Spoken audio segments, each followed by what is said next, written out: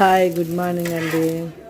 ఈరోజు మాకు నైట్ డిన్నర్కి వచ్చి గోధుమ పిండి దోశలండి. గోధుమ పిండిలో ఉప్పు కొంచెం జీలకర్ర వేసి బాగా కలుపుకొని గోధుమ పిండి దోశలు పోస్తామండి. ఈ దోశలు బాగానే ఉంటాయండి. నైట్లో చపాతీల బదులు అప్పుడప్పుడు ఇట్లా గోధుమ పిండి దోశలు పోసుకుంటామండి. బాగానే ఉంటాయి, మెత్తగా ఉంటుంది. దీన్ని కాంబినేషన్గా టమాటా చట్నీ చేశానండి. టమాటా చట్నీ ఇంకోసారి చేసినప్పుడు చూపిస్తానండి. ఈ గోధుమ పిండి దోశలకి బాగా ఎర్రగా కాల్చుకుంటే చాలా బాగుంటాయండి. గోధుమ నైట్లో మీరేం టిఫిన్ చేసుకున్నారు చెప్పండి. ఇదండి, ఇలా గోధుమ పిండి దోశలు పోసుకొని టమాటా చట్నీ కాంబినేషన్లో తింటే చాలా బాగుంటుందండి. చాలా బాగుంటుంది. అట్లే మావారు వీడియో తీసేటప్పుడు తీస్తామండి.